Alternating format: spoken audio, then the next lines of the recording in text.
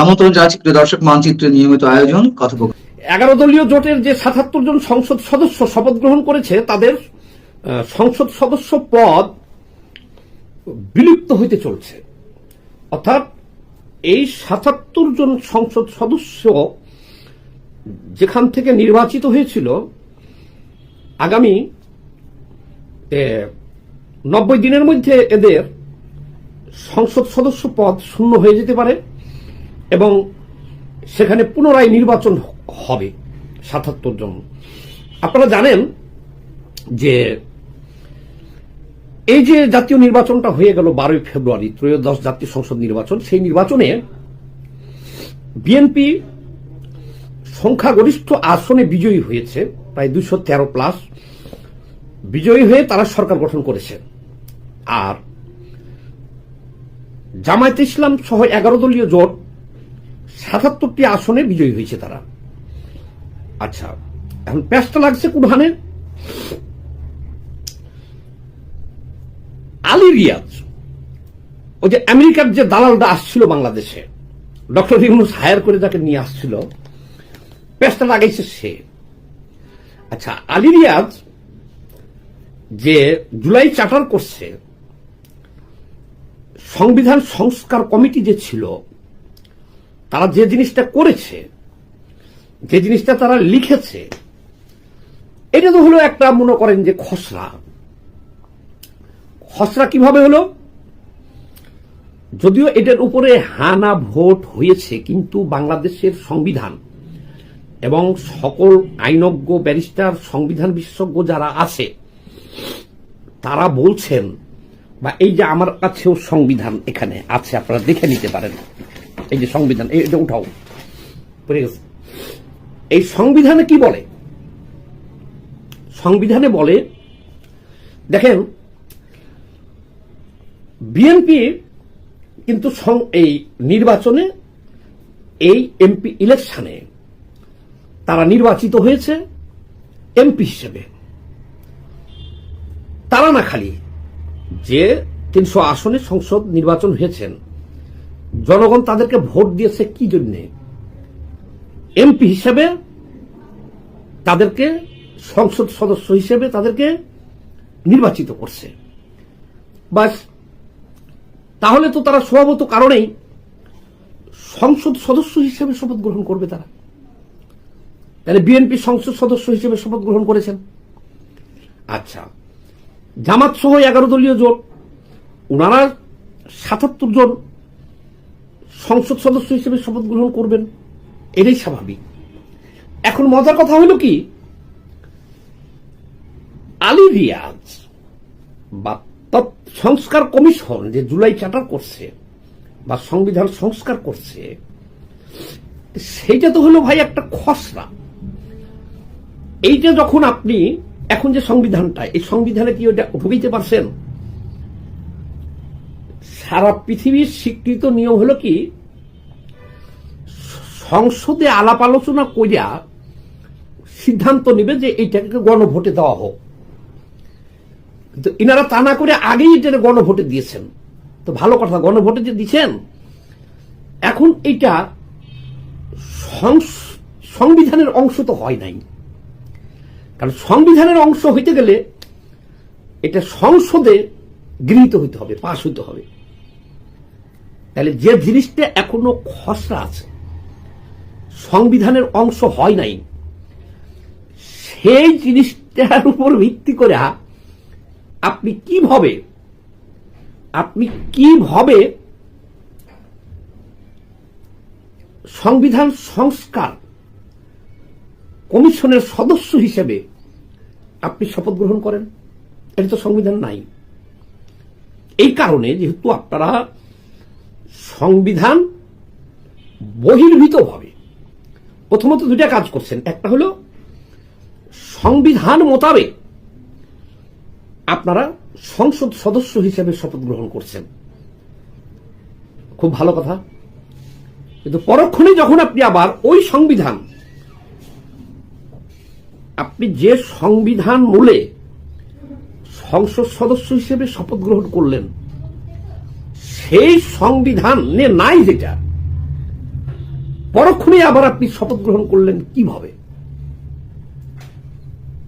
সেহেতু যে মুহূর্ত থেকে জামায়াতের 11 দলীয় জোটের 77 জন সংসদ সদস্য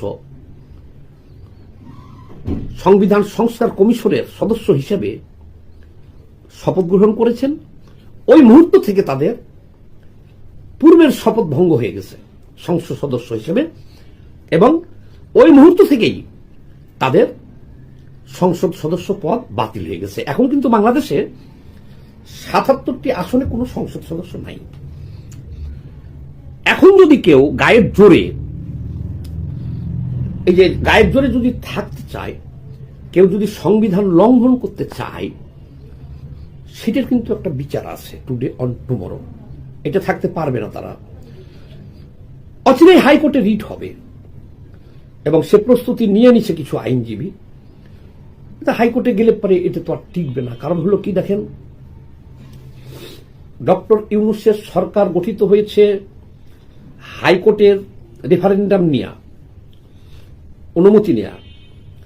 সেই হাইকোর্ট পরিচালিত হচ্ছে 72-এর সংবিধান মূলে, যেটা আমাদের এখন আছে। তাহলে ডক্টর ইউনূস সরকারও পরিচালিত হইতেছে সেই 72-এর সংবিধান মূলে। ডক্টর ইউনূস যে প্রেসিডেন্টের কাছ থেকে শপথ গ্রহণ করেছিলেন, সেই প্রেসিডেন্টও 72-এর সংবিধান মূলে নিয়োগ প্রাপ্ত। এবং এই যে এবারকার নির্বাচনটা যে হয়েছে, এই নির্বাচনটা যে হয়েছে এটাও তো 72-এর সংবিধান মূলে নির্বাচন হয়েছে।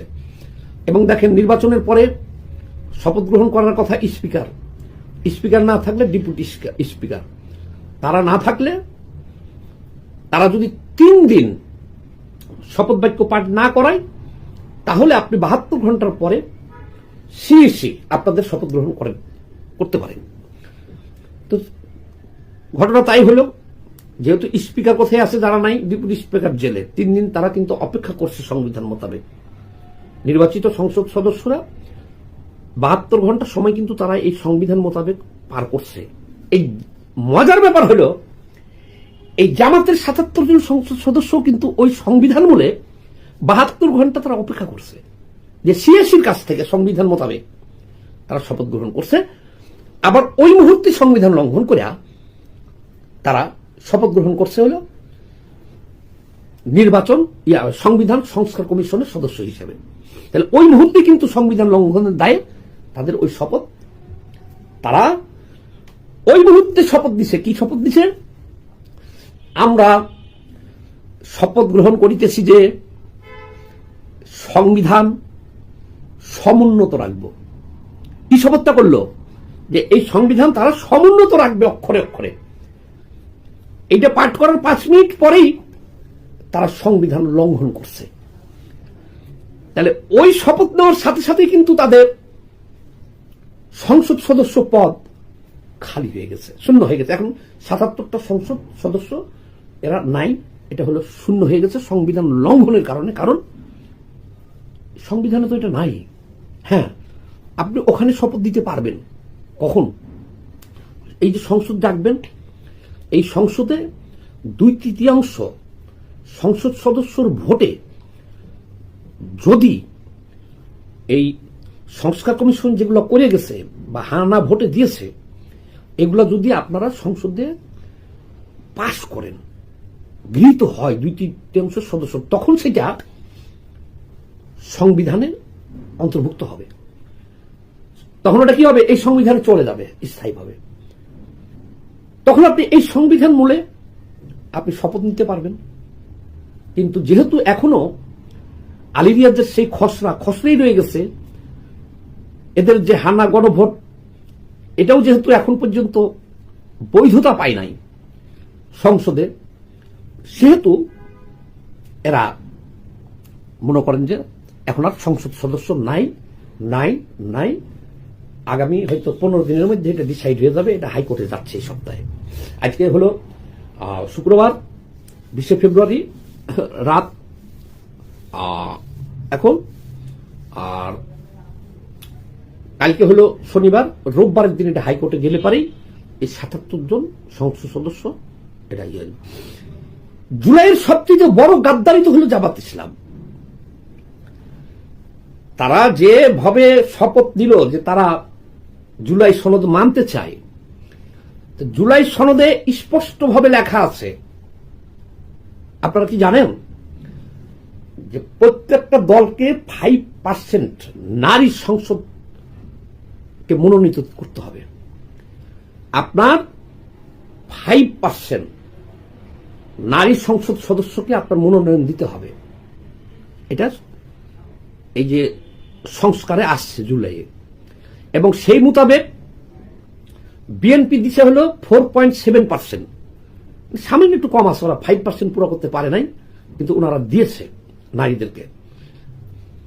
বাসদ মার্ক্সবাদী দেখলাম ওনারা বেশি দিছে 5%, ওই কমিউনিস্ট পার্টিও দিছে, আরো যারা দিছে কম বেশি, যাই হোক পুরো 5% না পারলেও দিছে। কিন্তু এই জামাত, আসসালামু আলাইকুম ওয়া রাহমাতুল্লাহি ওয়া বারাকাতুহু, সম্মানিত দর্শক, একজন নারীকে অবস্থা দৃষ্টি মনে হচ্ছে প্রকৃতি প্রধানমন্ত্রী তারেক রহমান সাহেবের পক্ষে আছে।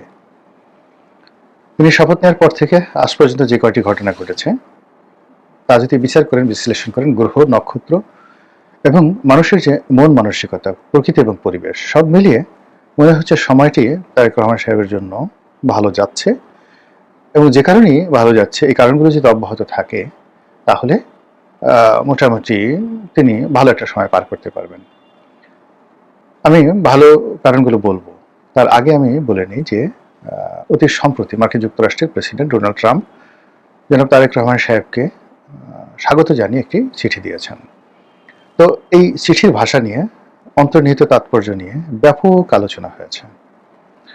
যারা আওয়ামীপন্থী ইউটিউবার রয়েছেন, বুদ্ধিজীবী রয়েছেন, তার সঙ্গে সঙ্গে মিনমিনে স্বভাবের কিছু মানুষ আছেন, ধরি মাছ নাসিফানি, তারা প্রায় সকলেই নির্মমভাবে তারেক রহমান সাহেবকে ভয় দেখানোর চেষ্টা করেছেন। কি ভয়? ডোনাল্ড ট্রাম্প আসলে চিঠি লিখে তাকে অপমান করেছেন, তাকে হুমকি দিয়েছেন, এবং ডক্টর মোহাম্মদ ইউনূসের জামানাতে যে সকল চুক্তি হয়েছে আমেরিকার সঙ্গে, এর মধ্যে যে সকল নন ডিসক্লোজার ক্লোজ রয়েছে, অর্থাৎ এই চুক্তির বিষয়াদি প্রকাশ করা যাবে না, সেই চুক্তিসমূহ অক্ষরে অক্ষরে পালন করার জন্য ডোনাল্ড ট্রাম্প হুমকি দিয়েছেন। দ্বিতীয় যে বিষয়টি বলার চেষ্টা করা হচ্ছে সেটি হলো যে আমেরিকার সঙ্গে ডক্টর মোহাম্মদ ইউনূস যে সকল চুক্তি করেছেন শেষ সময়টিতে, এই চুক্তির কারণ কি, রিজন কি, আমরা এখন পর্যন্ত বুঝতে পারি না। কিন্তু সেই চুক্তির ফলে কি সেন্ট মার্টিন দেওয়া নেওয়ার কোনো কথাবার্তা আছে? সেই চুক্তির ফলে আমেরিকান অস্ত্র, মানে চাইনিজ অস্ত্রের পরিবর্তে আমেরিকান অস্ত্র আমদানি করার বাধ্যবাধকতা আছে কিনা? সেই চুক্তির ফলে আমাদের সমুদ্রের যে তেল গ্যাস অনুসন্ধানের যে কাজ একচেটিয়া মার্কিন কোম্পানি একজন মোবিলকে দেওয়ার শর্ত আছে কিনা? সেই চুক্তি অনুযায়ী আমরা এখন আমাদের যেটা প্রয়োজন নেই, অথচ 25টি বিমান 34,000 নয় 36,000 কোটি টাকা মূল্যের বিমান আমদানি করার জন্য আমেরিকার বোয়িং কোম্পানির সাথে চুক্তি করা হয়েছে। বাণিজ্য সচিব, বাণিজ্য উপদেষ্টা ওই যে আকিজ বশির এবং ডক্টর মোহাম্মদ ইউনূস, তার সাথে সাথে লুৎফে সিদ্দিকী আর ওই যে বিডার আশিক, এই পুরো সিন্ডিকেটটি এই কাজটি করেছে। বলা হয়ে থাকে যে এখানে যদি 10% কমিশনও দেওয়া হয়ে থাকে তাহলে 3,800 না 600, 36,000 কোটি, 10% 3,600 কোটি টাকা। আকিজ বশিরকে বেচলেও 3,600 কোটি টাকা হবে না, এটা শুধু কমিশন হিসাবেই পাওয়া গেছে বা যেতে পারে, এরকম সন্দেহ প্রকাশ করে সবাই বলাবলি করার চেষ্টা করছে যে বাংলাদেশ, ডুবন্ত বাংলাদেশ, এটাকে আর এক দফা ডুবিয়ে দিয়ে গেল। এখন এই যে যাকে বলা হয় মার্কিন শুল্ক নীতি ছাড়, ডোনাল্ড ট্রাম্পের চাল, এই সব কিছুর মধ্যে ডক্টর ইউনূসকে ফেলে তারপরে এই চুক্তি করানো হয়েছে, অথবা ডক্টর ইউনূস ক্ষমতাকে প্রলম্বিত করার জন্য, দীর্ঘায়িত করার জন্য, অথবা সেফ এক্সিটের জন্য তিনি একেবারে ক্ষমতার শেষ সময়টাতে আমেরিকার কথা মতো কাজ করেছেন।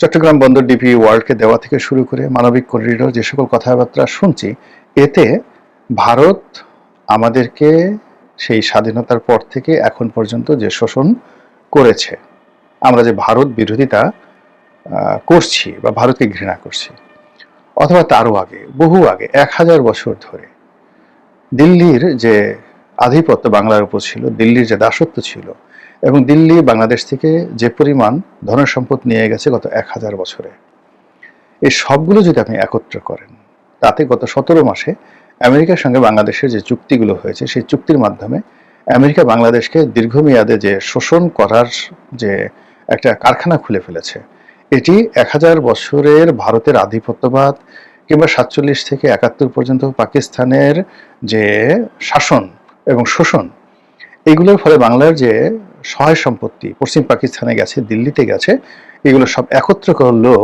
এই ওয়াশিংটন গত 17 মাসে বাংলাদেশ থেকে যা নিয়ে গেছে এটা সমপর্যায়ে হবে না। বোঝার চেষ্টা করেন, একটা মানে আপনাকে যদি একটা খরগোশ কামড় দেয় আপনি কতটুকু ব্যথা পাবেন, কিন্তু যদি এরা কুমির কামড় দেয়, যদি এরা গন্ডার কামড় দেয়, যদি এরা জলহস্তি হা করে এসে আপনাকে কামড় দেয়, জলহস্তির দাঁতগুলো দেখেছেন কত বড় দাঁত? আমেরিকা যখন এরকম আমাদের মতো কোনো দেশকে ধরে, তার ওই যে মানে কামড়, ওটি হাঙ্গর, ওটি নীল তিমি, ওটি জলহস্তি কিংবা অন্য যে কোনো যাকে বলা হয় ভয়ঙ্কর প্রাণীর যে সবল, তার চেয়ে বেশি হয়, যেটি গত 17 মাসে হয়েছে। ফলে মার্কিন ডিপ স্টেটের নামে যে সকল মার্কিন দালাল বাংলাদেশে ঘাড়ের উপর চেপে বসেছিল এবং এই 17টি মাস 18টি মাস সকাল সন্ধ্যা আমেরিকা আমেরিকা জব করে পুরো দেশকে, এই দেশের সতীত্বকে, স্বাধীনতা এবং সার্বভৌমত্বকে মার্কিন সেনাবাহিনীর, মার্কিন নৌবাহিনীর, মার্কিন প্রতিরক্ষা বিভাগের কবলে ফেলে দিয়েছে। লানত, আল্লাহ লানত তাদের প্রতি। তো যেটা বলছিলাম যে এই সকল যে বিষয় যা কিছু হয়েছে, এই বিষয়গুলো লালন করা, পালন করা এবং এগুলো অনুসরণ করার জন্য ডোনাল্ড ট্রাম্প প্রচ্ছন্নভাবে তারেক রহমান সাহেবকে হুমকি দিয়েছেন বলে বিভিন্ন যাকে বলা হয় ইউটিউবার, রাজনৈতিক বিশ্লেষকরা, এমনকি টকশোতে গিয়েও কথাবার্তাগুলো বলা হচ্ছে। তো ঘটনা যদি সেভাবে চলতো তাহলে মনে হতো যে এটা তারেক রহমান সাহেবের একটা দুর্ভাগ্য। তিনি ক্ষমতা আসার সঙ্গে সঙ্গে এরকম ঝামেলা, দেশের ভঙ্গুর অর্থনীতি, রাজনীতিতে সীমাহীন শূন্যতা, তার দলের সাংগঠনিক দুর্বলতা, সারা দেশে চাঁদাবাজি, অভ্যন্তরীণ দ্বন্দ্ব, সংঘাত, মারামারি, কাটাকাটি যখন তুঙ্গে, যখন দীর্ঘদিন পরে তিনি বাংলাদেশে আসার পরে রাষ্ট্রনৈতিক যে ক্ষমতাগুলো রয়েছে, রাষ্ট্রতন্ত্রের যে ক্ষমতাগুলো রয়েছে, রাজনীতির যে ক্ষমতাগুলো রয়েছে, এগুলোর সঙ্গে যখন তার এখনো একটা ভালো সম্পর্ক হয়ে ওঠেনি, ঠিক সেই সময়টাতে এতগুলো সমস্যা নিঃসন্দেহে তার পথে বাধার সৃষ্টি করবে। কিন্তু ওই যে বললাম যে প্রকৃতি তাকে সহযোগিতা করছে। প্রথমত এই যে গত কয়েকদিনে তার সম্পর্কে ব্যক্তিগতভাবে মানুষজন খারাপ কথা বলেনি, তার পোশাক আশাক, চাল চলন, অঙ্গভঙ্গি কোনো কিছু নিয়ে লোকজন কিন্তু বাজে কথা বলেনি। দ্বিতীয়ত সবচেয়ে আসার কথা হলো তার যুবতী মেয়ে, তাকে নিয়ে দেশের সব মানুষ ভালো কথা বলছে।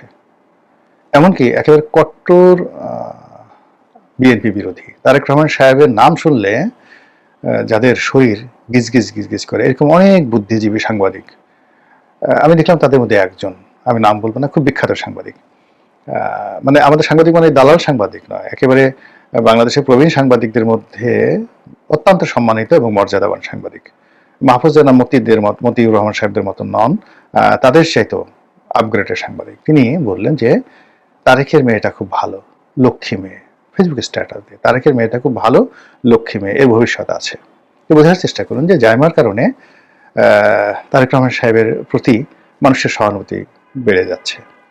তার স্ত্রী জুবাইদুর রহমান, তার তাল চলন, কথাবার্তা অনেক আগের থেকে মানুষের পছন্দ, তার নম্রতা, বিনম্রতা, মানে স্থিরতা সবকিছু পছন্দ। কিন্তু এবার তিনি প্রধানমন্ত্রী স্ত্রী হওয়ার পরেও তার মধ্যে 19-20 হয়নি, তিনি ঠিক আগের মতোই আছেন, সহজ সরল স্বাভাবিক, ধীর স্থির, স্মিত হাস্য এবং কোনো কথা নেই, শব্দ নেই, তিনি কাজ করে যাচ্ছেন। এটা তার জন্য পরিবার একটা বিরাট রহমত বরকত। এমনকি তার ভাইয়ের স্ত্রী শর্মিলী, তারপরে তার ভাইয়ের যে কন্যাগুলো, তাদের প্রতিও মানুষের কিন্তু একটা নিদারুণ সহানুভূতি আছে। আর আপাতত কুকুর ব্যাপারে মানুষের আগ্রহ না থাকলেও তার সন্তান বা তার স্ত্রীর ব্যাপারে মানুষের কিন্তু একটা বিনম্র সহানুভূতি রয়েছে।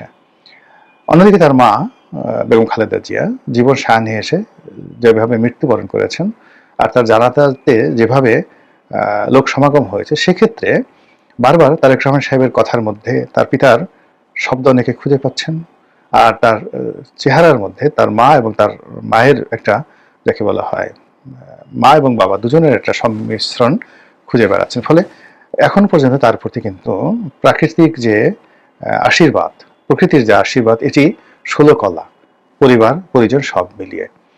এবং সেই 16 কলা প্রাকৃতিক পরিবেশের সঙ্গে, আশীর্বাদের সঙ্গে আরেকটি নতুন, যাকে বলা হয় আন্তর্জাতিক রাজনীতির একটা আশীর্বাদ তার উপর আপতিত হলো। সেটা হলো যে মার্কিন যুক্তরাষ্ট্রের প্রেসিডেন্ট ডোনাল্ড ট্রাম্প যে নিত্য নতুন শুল্ক আরোপ করে বিভিন্ন দেশকে ফাঁদে ফেলে তাদেরকে ভয় দেখিয়ে সে সকল দেশের সাথে নতুন বাণিজ্য চুক্তি করেছেন, নন ডিসক্লোজার চুক্তি করেছেন এবং আমেরিকান পণ্য কিনতে বাধ্য করেছেন। মানে একদিকে ট্যাক্স বাড়িয়ে দিয়েছেন। নর্মালি যেমন বাংলাদেশের ট্যাক্স ছিল 15%, সেটাকে তারা করলো 37%। তো 37% করে ভয় দেখিয়ে বাংলাদেশের সঙ্গে চুক্তি করলো। একমাত্র বিমান বিক্রিতে তারা 34,000 বা 36,000 কোটি টাকা লাভ করলো বা তারা নিয়ে নিল। এর বাইরে আর অন্যান্য মিলিয়ে অন্তত পক্ষে 4 লক্ষ থেকে 5 লক্ষ কোটি টাকা তারা বাংলাদেশ থেকে নিয়ে যাবে আগামী 10 বছরে। তো এটার পাশাপাশি আবার কি করলো, এই যে বাংলাদেশ থেকে যত গার্মেন্টস পণ্য যায়, ধরুন $10 বিলিয়ন গার্মেন্টস আমেরিকাতে যাচ্ছে, অন এভারেজ 10 বিলিয়ন হতে পারে, 15 বিলিয়ন হতে পারে। তো এই $10 বিলিয়ন শুল্ক ছিল 15%, এটাকে তারা 37% করলো, আবার এটাকে কমিয়ে আবার এখন 19% করেছে। তাহলে আলটিমেটলি আগের 15% এর তুলনায় আরো 4% বেড়ে গেল। তাহলে কি হলো যে এমনি তারা 2 লক্ষ বা 5 লক্ষ কোটি টাকা, আমরা তো জানি না কতগুলো চুক্তি করেছে, সেগুলো নিয়ে গেল। তার বাইরে আবার এই শুল্ক বাড়িয়ে কমানোর নামে 4% বাড়িয়ে দিল। এখন $10 বিলিয়ন 4% কত হয়? এই টাকাটা তো আমেরিকা পেল এই গরিব দেশ থেকে। তো কাজেই সেই আমেরিকা সেই ডোনাল্ড ট্রাম্পের এই যে সকল কর্মকাণ্ড সারা দুনিয়াতে সে এইবার তোলপাড় করে দিয়েছে। এটা মার্কিন সুপ্রিম কোর্ট সম্প্রতি তাদের একটি রায়ে অবৈধ ঘোষণা করেছে, বাতিল ঘোষণা করেছে। ফলে বাংলাদেশ আবার তার সেই সাবেক শুল্ক যুগে ফিরে গেছে। অর্থাৎ এখন থেকে তাকে 15% শুল্ক দিতে হবে। আর এই 15% এর সঙ্গে ডোনাল্ড ট্রাম্প আবার নতুন করে যুক্ত করেছে যে তার আরেকটি হাতিয়ার আছে, ওটা আবার সুপ্রিম কোর্টে চ্যালেঞ্জ হবে যে তিনি তার ওই একটা বিশেষ ক্ষমতা ব্যবহার করে অতিরিক্ত 10% কর আবার নতুন করে আরোপ করতে পারবেন। অর্থাৎ তার সকল অতীতের যে কর সেগুলো মওকুফ হয়ে যাবে, বাতিল হয়ে যাবে, ভয়েড হয়ে যাবে। এরপরে আবার তিনি নতুন করে আর একটা ইস্যু জারি করে তিনি সে কি করলেন যে আরো 10% দিলেন। তো সেক্ষেত্রে বাংলাদেশে যদি আগের 15% তার উপরে 10% যুক্ত হয়, 25% হলেও হতে পারে। তাহলে 19% চেয়ে 4% বাড়বে। তো এনিওয়ে, এটা তারেক রহমান সাহেবের জন্য একটা বিরাট আশীর্বাদ। এর কারণ হলো তিনি ইচ্ছে করলে ওই যে মার্কিন যুক্তরাষ্ট্রের প্রেসিডেন্ট যে চিঠিটা দিয়েছেন, সেই চিঠিটার একটি দাঁত ভাঙা জবাব